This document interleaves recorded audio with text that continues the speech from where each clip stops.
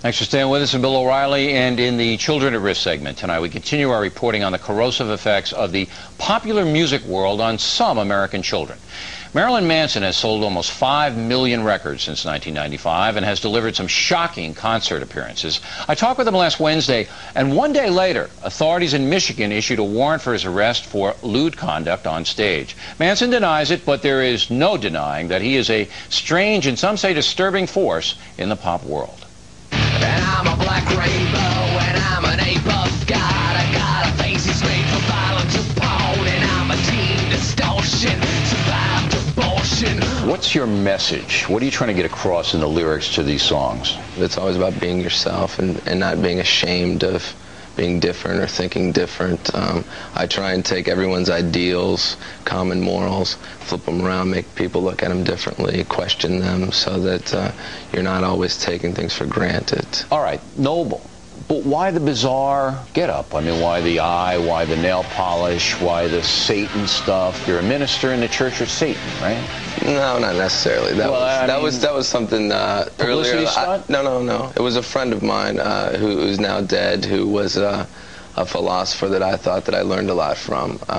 And that was a title that I was given, so a lot of people made a lot out of it. Yeah, but I mean, look, if you're a reverend in the Church of Satan... I didn't get paid for it. But why, if you want to get those kids, those lonely kids, and you want them to be able to be creative and burst out of that, why the bizarre presentation, which can be misinterpreted? I think everybody's got a presentation. Everybody looks a certain way because they want to convey a certain image. You look a certain way because you want people to listen to you in a certain way. Are you an exhibitionist?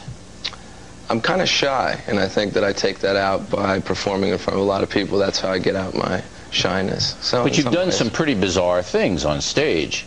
I mean, they tell me that you engaged in a sex act with another man on a stage in Miami. Is that true? To a certain degree. To a certain degree. It wasn't so much a formal sex act. No one was aroused. But why did you do that? Why would you do that? Somebody ran on stage and pulled down their pants, so rather than let them make a laugh out of me, I grabbed them and turned the joke around on them. My parents were in the audience. And your parents were in the audience? And I introduced my father to the gentleman that came on stage. So if my father approved of it, I don't see it to be that shocking. But it was shocking. It was entertaining to me. To you? To me. But if kids saw that, if they saw you simulating or actually doing whatever happened, a sex act with another man, maybe they would go out and do it too. Well, I can't be blamed for something like that. You have to blame Richard Simmons and Liberace and people like that. I don't encourage people to choose any sort of sexuality, but I think I just try and entertain people. That's an odd example because it was a rare occasion. Someone ran up on stage and took off their clothes. It's not something that I would normally do, but I thought it was funny to me at the time. You have a stand on sex. Do you encourage kids to have sex? No, I don't. I do have a lot of sexual imagery in my performance, but I don't think it's ever encouraging anyone to have sex. I think I just show my own sexuality, but I don't think I've ever really written about having sex or anything like that. But I think that's, again, another thing that parents should be deciding. Okay, but remember now, a lot of kids don't have parents that really care about them, and those kids tend to gravitate to people like you who they see. If a kid asked me, should I have sex, I'd say, how old are you? And I'd say, well, I lost my virginity when I was 16, so there's my inspiration to you. All right. And I would have tried sooner, but I just couldn't find any girls that liked me. You're a pretty well-spoken guy, yet in your records you use a lot of F-word, a lot of swearing, and this and that. Again, is it necessary to get your message across to use that kind of language? Is it, you use the sexual imagery, you use the shocking physical appearance, you've done some bizarre things on stage, and you use profanity. All of that necessary? Sometimes. I think sometimes when you're making a point, I don't think that my lyrics are overlaced with profanity because I myself don't speak using a lot of profanity in normal conversation. But I think when you're making something aggressive and you need to get a point across, if you're angry, sometimes profanity is necessary. It's better to use a curse word than to hurt somebody else, I find. You can take some of your lyrics as, you know, you'll understand when I'm dead. I mean, disturbed kids could take the lyrics and say, you know, when I'm dead, everybody's going to know me. Well, I think that's a very valid point, and I think that that's a reflection of not necessarily this program, but of television in general. If you die and enough people are watching, then you become a martyr, you become a hero, you become well known.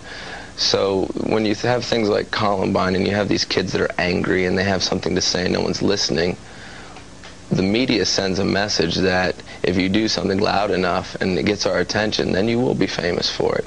Those kids ended up on the cover of Time magazine. The media gave them exactly what they wanted, and that's why I never did any interviews when that happened, when I was getting blamed for it, because I felt that I would be contributing to what I found to be reprehensible. So you don't believe that your songs reflect any kind of suicide wish or anything like that? No, I feel that my songs talk about getting through feelings like that. What do your parents think of you? My parents, you know, at first weren't sure what I was doing. They wanted me to be a writer. I started out as a journalist. I still feel that I am a journalist in a way because I see things and I report them back to people in my own fashion, in songs or in interviews. My mom was always a big fan of Elvis. She made me listen to Elvis when I was a kid. I hated it, and I think now I've kind of grown up to fill in some of the sort of controversy that he created back in his day, but in a much more extreme, modern sense. Never before in the history of this country have so many corrupting influences descended upon children at one time. Sure. And that most children don't understand what you're doing and why you're using the F word and why you're acting bizarre. And this can be very, very troubling to children who don't have direction, who don't have responsible parents. Anything can be misinterpreted. People can look at Christ on a cross and think, this is an image of murder, this is violent, this has sexual imagery in it. And it just, I think it's my job as an artist to be out there pushing people's buttons and making them question everything. And I respect you for challenging me, and that's why I came on the show. Marilyn Manson is currently overseas. We'll keep you posted on the legal